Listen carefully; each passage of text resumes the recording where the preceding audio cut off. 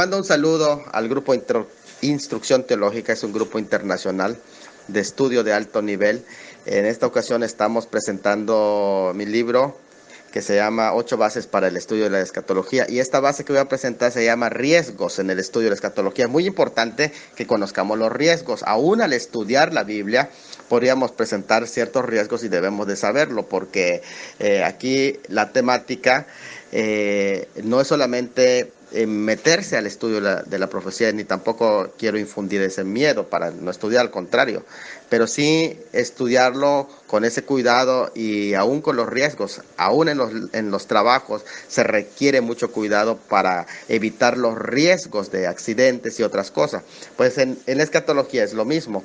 Si no se estudia correctamente la profecía, se puede correr riesgos, entre los que incluyen, número uno, el ateniencismo. ¿Qué es eso del ateniencismo? Bueno, en Hechos 17:21, cuando Pablo lleva en el Areópago, hay una nota que el escritor Lucas deja, que los atenienses y todos los que radicaban allá en Atenas no se ocupaban sino de escuchar algo nuevo. Y el querer siempre escuchar algo nuevo, muchas ocasiones puede traernos problemas. Sobre todo ahora en este tiempo del internet, de las redes sociales, cuando uno va a esos sitios y hay de todo, porque el internet nos presenta todo tipo de personas, todo tipo de ideologías. El internet aguanta de todo. Entonces tenemos que tener mucho cuidado. Hay quienes les gusta oír algo nuevo, y cuando algo es curioso o algo es novedoso, les llama muchísimo la atención y no hay un previo análisis. Miren, la profecía no fue dada para satisfacer nuestra propia curiosidad, sino lo que hace la profecía es mostrar el plan de Dios a través de los tiempos. Eso tenemos que tener muy presente. Número 2, el orgullo. ¿Cuánta gente se jacta de saber tantas verdades proféticas que ya no pueden enseñarles nada más? Incluso cuando tenemos alguna postura, necesitamos obligatoriamente escuchar las otras posturas, el amilenialismo, el historicismo, de pronto el postmilenialismo. Todas esas posturas vamos a escuchar, a la gente hay que escucharla aunque no tenga la razón, y esto habla de humildad, el ser enseñable, porque muchas veces puedes tener alguna formación, pero bueno, vamos a revisar, vamos a ver cómo los bereanos, a ver de esta manera, a ver si lo que se me están enseñando es verdad, ¿verdad? Es importante eso. En tercer lugar, la división. Hay que tener mucho cuidado, sobre todo en la interpretación de la profecía, no se iguala a la de otros temas, ¿verdad? Pero cuando alguien trae una interpretación diferente, no vamos a caer en división. Hay temas en los que lo que se dan son posibles interpretaciones a futuro, o también se dan hipótesis, pero tú no puedes caer en una situación como en la teología dogmática, ¿verdad? En casos de la interpretación en el que es algo más flexible, y nosotros necesitamos saber en las teorías en que se puede ser flexible, ¿verdad? Entonces no caer en un radicalismo en ese sentido cuando se tratan de algunas ciertas profecías que se apoyan en interpretaciones respetables, que no vamos a caer en división. Y en cuarto lugar, en el desvío. No hay que perder de vista nunca, por tanta profecía del Señor Jesucristo, que es el enfoque principal. A Él, sobre Él, el estudio de Él, de su persona, o sea, no es nada más de las cosas futuras, sino de Cristo, que es Él, enfocarnos en Él. El resto de su palabra, todo se enfoca en Él. Y nosotros debemos de entenderlo, o sea, no centrarnos solamente en la profecía, sino en todo completo. ¿Por qué? Hablamos de profecía porque es parte de la Biblia, pero no es la única porción de la Biblia, sino que hay otros temas que también es importante para mantener un equilibrio. Jesús es el centro y el corazón de toda la profecía, así lo dice Apocalipsis 19:10, que Él es el espíritu de la profecía, y si quitas a Cristo, o sea, todo lo demás no tiene sentido. Cristo tiene que ser enfocado en ese estudio de profecía. Y no importa qué habló el profeta, pero todos daban testimonio de Jesús. El testimonio de Jesús es el espíritu de la profecía. No estoy estimulando, hermanos, a que lleguemos a la profecía con miedo, pero sí hay que tener un temor santo, hay que estudiarlo con reverencia, con cuidado, con oración, con un método correcto y sobre todo la dirección del Espíritu Santo. Porque recuerden que Él es el que revela la palabra que Él mismo inspiró. Ahora es importante saber que estamos en tiempo profético. Es importante estudiarlo porque, por ejemplo, Daniel capítulo 12, versículos 8 hasta el 13, si usted lee, cuando él pregunta, ¿y para cuándo son estas cosas? Entonces le dicen, sella estas profecías porque estarán para el tiempo del fin. Y estuvieron selladas por un tiempo, pero cuando llegó el tiempo del fin, que estamos llegados al tiempo, al periodo que se le conoce como el tiempo del fin, a partir del regreso de Jerusalén, de Israel, declarado o renovación de Israel, de los huesos secos que se van juntando, a partir de la restauración de la nación de Israel, empiezan los tiempos del fin, los acomodan los tiempos proféticos y que podemos ver cómo se va cumpliendo esos tiempos, y es por eso que podemos entender muchas profecías que en otro tiempo no podríamos entender. Entonces es muy importante que nosotros sepamos esto. Entonces hay aspectos muy claros en ese sentido de que estamos en esos tiempos, pero tenemos que tener mucho cuidado, sumo cuidado al momento de interpretar. Siguiendo con el tema de los riesgos en el estudio de la escatología, entendemos que hay aspectos que no son muy claros de la profecía, pero eso no debe de impedir, sino estimular a su estudio, usando una hermenéutica correcta, y nos debe ir profundizar en la temática aún más. Y eso es bueno, porque a medida que nosotros vemos que hay aspectos no claros, nos vamos a ir sumergiendo para poder descubrir esa temática. Nosotros entendemos mejor las profecías que generaciones pasadas. Ahora, ¿por qué? No porque seamos más inteligentes, sino por algunos hechos. Incluso los entendemos mejor que los profetas del Antiguo y los profetas del Nuevo Testamento. Los entendemos mejor. ¿Por qué razón? Como les reitero, no porque somos más inteligentes, sino porque la profecía trata de nuestros tiempos y no de la época en que se escribió. Los profetas no fueron testigos del cumplimiento de muchas profecías que nosotros sí somos testigos. Ahora me llama la atención también otra de las razones que está en Juan 16, 12 y otra razón que está en Juan 16, 13.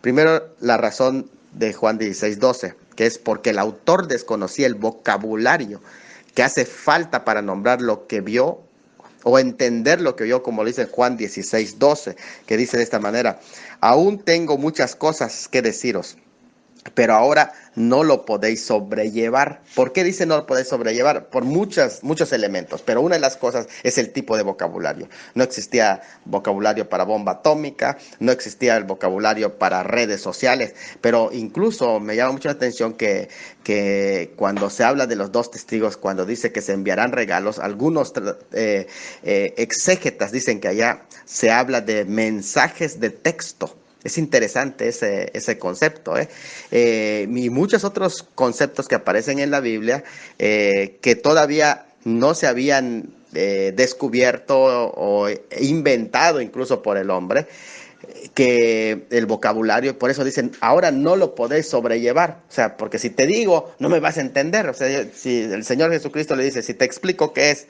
es un portaaviones, no me vas a entender. Es más, aún ni me vas a creer.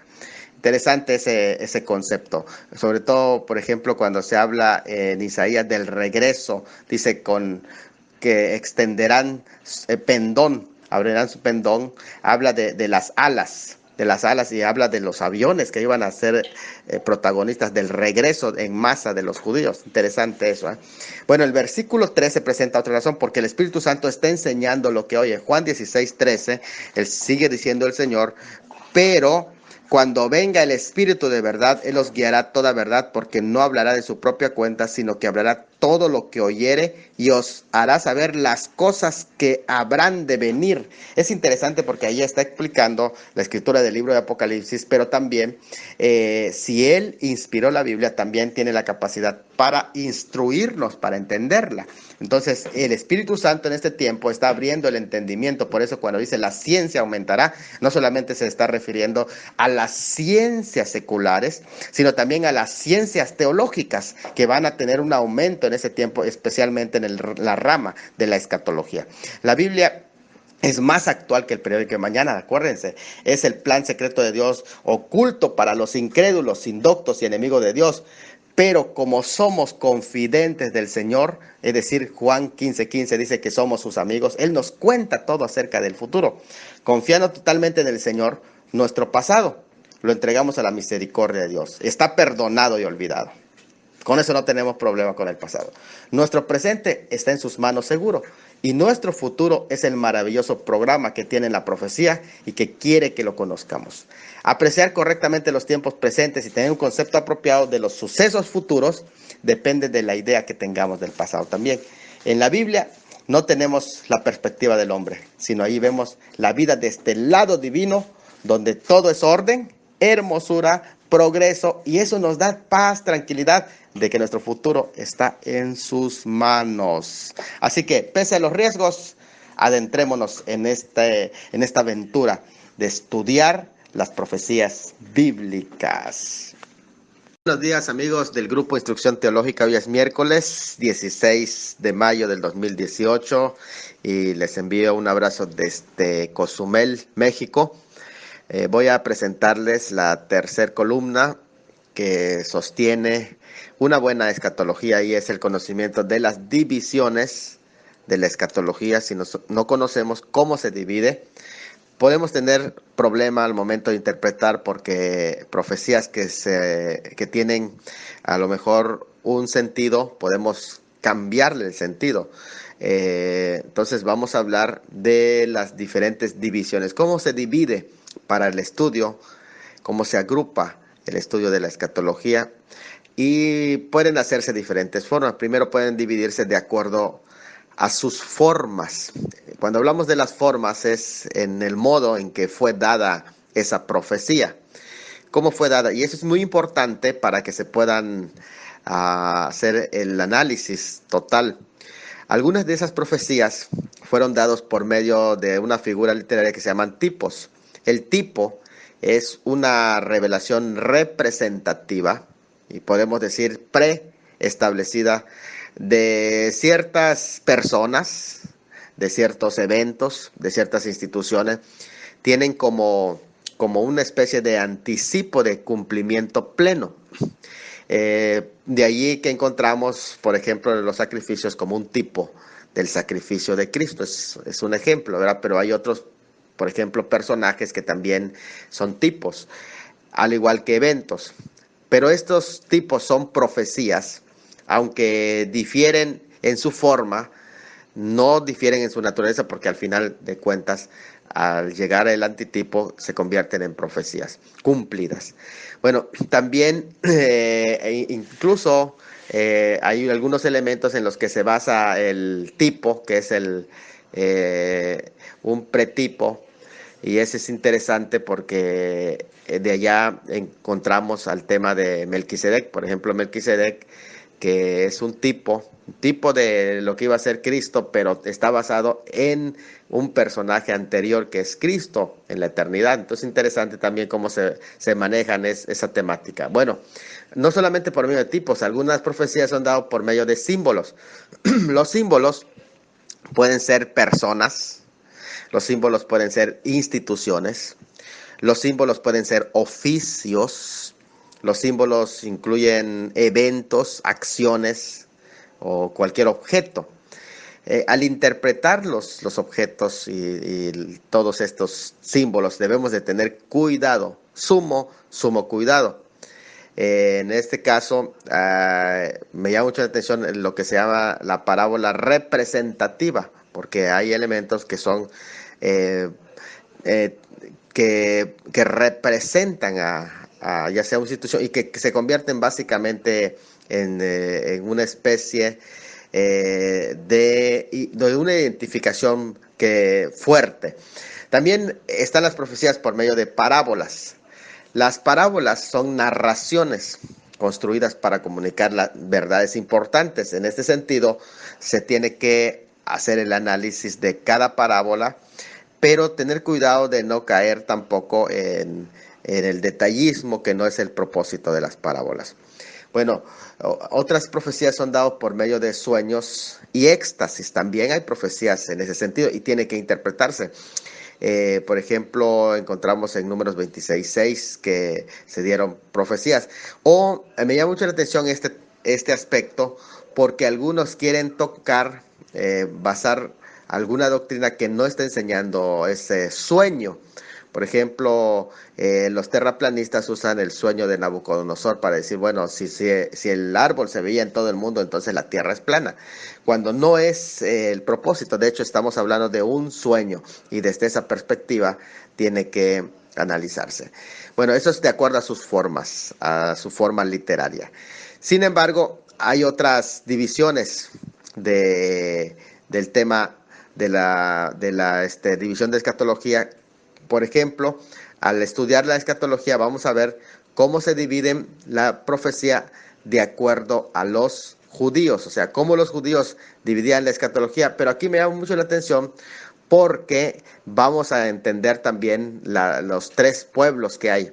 1 Corintios 10:32 dice, no seas tropiezo ni a judíos, ni a gentiles, ni a la iglesia del Señor. Entonces ahí aparecen claramente tres pueblos que al final de cuentas no constituyen el mismo pueblo, sino que representan tres grupos. O sea, hay profecías que son enfocadas tanto para la nación de Israel, otras que son enfocadas a la iglesia y otras a las naciones en general. Incluso cuando se habla de las naciones, hay naciones específicas que se dictan en la Biblia, como se hablan profecías para Persia, que es actualmente Irán, se habla profecías para Egipto, se habla profecías para Gog. Bueno, tenemos naciones específicas en ese tema de las profecías de naciones que no pueden aplicarse ni a la iglesia, ni pueden aplicarse a Israel. Entonces es muy importante estas divisiones.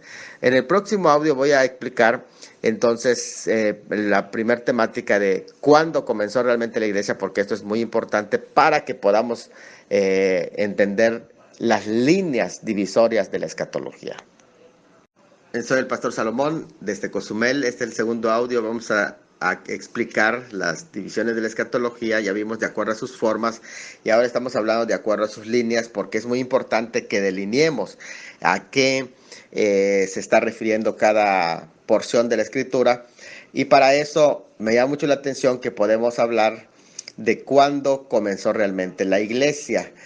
Mire, si se hace un análisis, en este momento no vamos a profundizar tanto en ello, pero si se hace un análisis de las frases encontradas en Efesios capítulo 2, versículos 13 al 20 y Efesios capítulo 3, versículo 5, nos van a indicar claramente que la iglesia no podía existir en tiempo anterior a la primera venida de Cristo.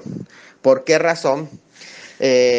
Porque en Efesios capítulo 2, en el versículo 13, dice, ahora en Cristo. Es interesante que cuando se habla de esa expresión, dice ahora. O sea que si es ahora en Cristo, antes no podría existir esa institución como tal. Y en el versículo 13 mismo, en la otra parte del texto, dice, en otro tiempo. Cuando se habla de otro tiempo, está diciendo que en otra dispensación, porque no se está refiriendo a la dispensación de la gracia, sino de la ley o de las anteriores. No podría existir la iglesia. Luego dice en el mismo versículo 13, por la sangre de Cristo, es decir, que si la iglesia existe por su sacrificio, no podía existir la iglesia si Cristo no había derramado su sangre, porque recuerden que la iglesia nace del costado hiriente de Cristo, así como Eva fue sacado del costado de Adán. Y luego dice, aboliendo en su carne, que donde está mencionada aquí es la encarnación. Por lo tanto, el versículo 15 nos está diciendo que en su carne abolió la separación, la enemistad entre judíos y gentiles creyentes. Me estoy hablando de creyentes, no de los inconversos. No estoy hablando de todos los judíos, ni estoy hablando de todos los gentiles. Estoy hablando de judíos creyentes y y gentiles creyentes. En Cristo, en su encarnación, fue que abolió en su carne esa separación. Versículo 15. El mismo versículo 15 dice, crear en sí mismo. ¿Cómo podía crearlo en sí mismo si no existía ese momento, ¿verdad?, de la encarnación? Mediante la cruz, dice, entonces, si no estaba muerto en la cruz, ¿cómo iba a formarse? Matando en ella, pues la muerte sustitutiva en el versículo 16. Vino anunciando las buenas nuevas en el versículo 17, porque por medio de él, fíjense si es por medio de él, y Cristo encarnado, el versículo 18, tenemos entrada a un mismo espíritu, la promesa del Padre que descendió en Pentecostés en el versículo 18, por medio de un mismo espíritu, quiere decir que necesitaba Pentecostés. Por eso dice, edificando sobre el fundamento de los apóstoles, el versículo 20, quiere decir que no podía existir si no habían el fundamento de los apóstoles. Entonces aquí es interesante y me llama mucho la atención que muestra exactamente el tiempo y el momento preciso en el que iba a existir la iglesia, pero además tenemos que tomar en cuenta que la iglesia no podía existir, la iglesia en realidad no podía existir si Cristo no hubiese muerto, porque su muerte se basa en la salvación de sus miembros. Y la iglesia no podría haber existido hasta que Cristo resucitara para proveer vida a los suyos. Y no podía existir hasta que Cristo ascendiera y se convirtiera en cabeza de ella, porque entonces sería un cuerpo sin cabeza. No podía existir hasta que Cristo enviara al Espíritu Santo con el fin de habitar en su cuerpo, que es la iglesia, porque entonces sería un cuerpo sin espíritu, sería muerto. Y no podía existir la iglesia hasta que Cristo diera los dones de apostolado para poner el fundamento apostólico de la iglesia. Entonces, es importante entender que el nacimiento de la iglesia requería de la presencia de Cristo, de su muerte, de su resurrección y del envío del Espíritu Santo. Así que la iglesia oficialmente nace en el día de Pentecostés. Hay muchísimo que podemos hablar sobre esto, pero basta para decir que no coexistió junto con Israel en el antiguo tiempo. Por lo tanto, cuando estudiamos escatología, profecía, debemos de entender cómo lo entendió cómo entendieron los judíos la escatología, para entender después cómo la iglesia logró un entendimiento de la escatología. Entonces, en el próximo audio voy a explicar cómo los judíos entendían la escatología. En la segunda imagen que les envié, dice el concepto escatológico de los judíos en el tiempo de Cristo. Los judíos dividen la historia muy básica en tres partes. Primero se le conoce como los primeros tiempos, que es hasta la venida del Mesías, se le conoce como los primeros tiempos. Luego viene el cumplimiento de los tiempos, que es la venida del Mesías, como lo explica Marcos 1:15 y Gálatas 4:4. Es el cumplimiento de los tiempos. Y en tercer lugar vienen los últimos tiempos, que es a partir de la venida del Mesías, 1 Juan 2:18. Así es como ellos entienden, muy sencillo, tres partes primero. Los primeros tiempos, que es hasta la venida del Mesías, el cumplimiento de los tiempos, la venida del Mesías, y los últimos tiempos a partir de la venida del Mesías. Es así de esencial la escatología. O sea, el concepto escatológico de los judíos desde el antiguo tiempo, antes de la venida del Mesías, lo que le conoce como los primeros tiempos, para ellos se le conoce como también el Día del Hombre. ¿Por qué el Día del Hombre? Porque es el día en que el hombre actúa. Es el tiempo en el que se da en forma cíclica hasta la venida del Mesías, y le conocen como el siglo presente. Así de sencillo, siglo presente. Mientras no ha llegado el Mesías, todo se llama siglo presente. Ese siglo presente, o Día del Hombre, se vio repetido desde el Antiguo Testamento, desde los días de Moisés, y en una forma cíclica. Se hablaba de un exilio, es decir, cuando ellos pecaban, eran enviados al exilio. Había un exilio o como castigo para ellos, que afectaba tanto sus aspectos económicos y etcétera, ¿verdad? Totalmente la afectación. Como ellos siguen entendiendo esta mentalidad, que para ellos están en el siglo presente. Bueno, de este exilio terminaría con un arrepentimiento, es cíclicamente. Si ellos se arrepentían, basados en Deuteronomio 28, El arrepentimiento y la obediencia les traía bendiciones. La falta de arrepentimiento o desobediencia les traería maldiciones en todo este siglo presente. Ese es el concepto, se le conoce como el Día del Hombre, porque el hombre va definiendo cómo quiere que Dios lo bendiga. Interesante ese concepto hasta la venida del Mesías. Bueno, la venida del Mesías se le conoce como el Día de Jehová. Es un único día del Mesías. No hay como el concepto que nosotros tenemos primera y segunda venida, sino que es la venida del Mesías. A ello le trae un poco de confusión al momento de interpretar, porque luego ellos dicen, a ver, entonces tenemos dos Mesías. Un Mesías herido y un Mesías que va a ser rey. O sea, el Mesías que va a morir y el que va a ser rey. Y entonces ellos tienen concepto de dos Mesías en ese sentido, porque no logran captar estas dos etapas de la venida del único Mesías, sino que para ellos es el día de Jehová. Terminando el día del hombre, con la venida del Mesías viene el día de Jehová, y en ese momento se inauguran los postreros días. Entonces recuerden, solamente dos conceptos. Primero, el siglo presente, y luego el siglo venidero, que es llamado también los postreros días, o la restauración como tal, o el fin del exilio, o el día de resurrección general, porque solamente es un día de resurrección ya. Entonces, así de sencillo: siglo presente, siglo venidero, exilio, restauración, día del hombre, día de Jehová.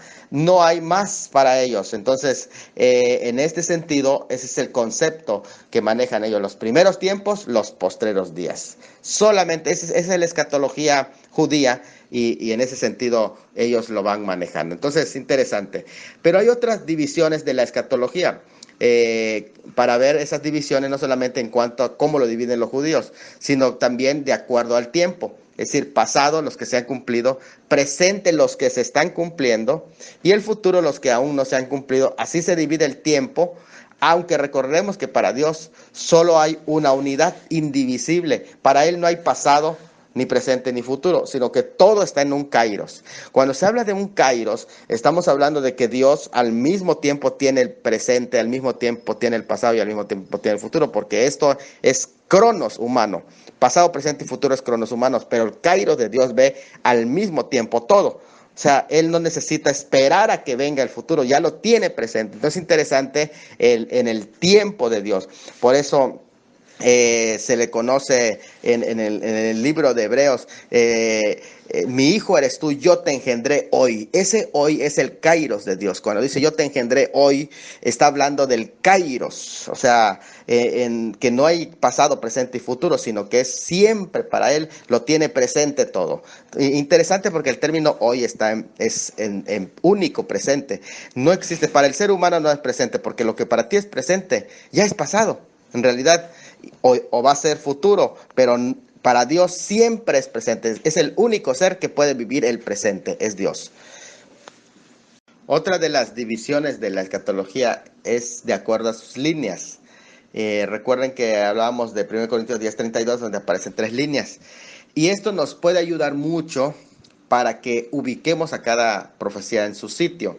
Por ejemplo, por decir algo, Ezequiel enfoca las profecías concernientes a la línea judía, es decir, a la nación de Israel.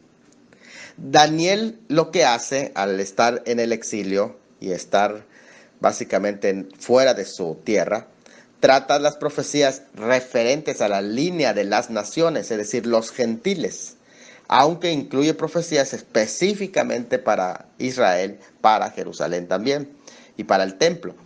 Pero en general lo que Daniel presenta es todos los imperios gentiles. Y el libro de Apocalipsis lo que hace es tratar de las profecías que son, escuchen esto, están relacionadas desde luego porque van llevando el mismo patrón, pero Apocalipsis trata de las profecías desde el punto de vista de la línea de la iglesia. Entonces encontramos aquí estos aspectos, aunque también acuérdense que también va a incluir muchos acontecimientos que son para los santos judíos, pero es ahí donde encontramos referencia a la iglesia, y no en Ezequiel ni en Daniel, sino en Apocalipsis. Entonces es interesante cuando nosotros entendemos esto, porque aquí hay una diferencia grande. La diferencia entre gentiles e Israel es clara. La diferencia entre gentiles y la iglesia es clara, pero entre judíos creyentes y gentiles creyentes, es importante que entendamos que en este tiempo, específicamente en el tiempo de la gracia, de gentiles creyentes, escuchen esto, no de cualquier gentil, de judíos creyentes, no de cualquier judío, solo de los creyentes, en este tiempo de gracia, Él ha hecho uno solo. Sin embargo, sigue habiendo diferencia entre los judíos incrédulos de hoy y la iglesia como tal. Y esa diferencia usted lo puede ver en la tercera imagen que envié, que la iglesia de Israel son dos pueblos diferentes. En este tiempo, los que son parte de la iglesia son los judíos creyentes. Dios que creen en Jesucristo son parte de la iglesia. Siguen siendo de Israel nacionalmente, pero espiritualmente son parte de la iglesia, son parte de ese mismo cuerpo. Ahora, los judíos incrédulos son diferentes a la iglesia y eso tenemos que dejarlo muy claro, aunque para ellos todavía hay promesas y hay pueblo. Miren, la iglesia e Israel son diferentes porque tienen promesas diferentes. Israel tiene las promesas terrenales según Éxodo 15:26, Deuteronomio 28. La iglesia tiene promesas celestiales según Efesios 1:3 y Colosenses 3:1-3. La iglesia es diferente a Israel porque Israel es diferente en cuanto a simiente. Israel es la simiente física, Romanos 9:7. La iglesia es la simiente espiritual según Gálatas 3:7. Aunque también necesita una explicación un poquito más detallada, ¿verdad? Porque está hablando de judíos cristianos. Tienen nacimientos diferentes. Israel celebra su aniversario al pie del monte Sinaí en Éxodo 19-20. La iglesia en el día de Pentecostés según Hechos 2. La iglesia e Israel tienen maneras distintas de ser pueblo. Los judíos son pueblo por nacimiento físico, la iglesia por nacimiento espiritual. Además tienen nacionalidad distinta. Israel pertenece a esta tierra y al sistema mundial. La iglesia tiene dos ciudadanías, 1 Pedro 2:11. Además, tienen diferentes menciones en las escrituras, como lo hemos visto en 1 Corintios 10:32. Se mencionan diferentes. A cada uno hay dos líneas muy claramente marcadas y ambas tienen que ser respetadas en cuando se interpreta la escatología. Desde luego que esto es fundamental y habría que profundizar mucho más en esta temática de las diferencias. Ahora, las posibles similitudes no significan igualdad. Eso es muy importante que nosotros lo sepamos. ¿Por qué razón? Porque hay cuestiones en donde son similares y Dios también los trata en forma similar y a ambos le dice que son sus escogidos. Pero eso no significa identificación, es decir, que se trata de lo mismo, sino que las diferencias se mantienen. También existen diferencias en cuanto a tipos o clasificaciones de profecías. Por ejemplo, están las profecías condicionales, que esas son las profecías que en algunos detalles que nunca se cumplieron porque el hombre no cumplió lo que corresponde porque era una profecía condicional. Si era una profecía condicional, entonces requerían condiciones humanas para que se cumpla. Por ejemplo, cuando predica Juan, él expresa, el reino de los cielos se ha acercado, arrepentidos. Él pone la condición, pero como no se cumplió la condición, no se cumplió tampoco en el momento la instalación de ese reino político. Luego, hay un importante que son las profecías de línea poética. Estas están escritos en un lenguaje que nunca tuvieron la intención de cumplirse literalmente porque son poesía. Eso es importante que lo sepamos. ¿En qué libro está escrito? Están las condicionales. Cuando las incondicionales, perdón, las se han cumplido o que se van a cumplir en el futuro y son referentes al Mesías. Todas las profecías referentes al Mesías o al pueblo de Israel como grupo, o a la iglesia como grupo, estamos hablando de algo grupal, es decir, colectivo. Esos pueden ser aplazados a causa del pecado, pero no eliminados. Esas se van a cumplir, porque ya están profetizadas. Ahora es muy importante entender la diferencia. Aquí es donde entra el tema de la predestinación. Lo que se predestina son hechos con respecto al Mesías, a su pueblo Israel colectivamente y a la iglesia colectivamente, pero no en forma individual. Eso es algo muy diferente, ¿eh? Luego, también están las profecías de doble referencia, cuando se han cumplido parcialmente, pero que tendrán un cumplimiento futuro y total. Y esto tiene que hacerse un análisis totalmente antes de decir esta profecía es de doble o hasta triple referencia. Necesita hacerse un análisis totalmente detallado de esa temática. Que Dios los bendiga y pasamos al otro tema que es la interpretación de la escatología más adelante.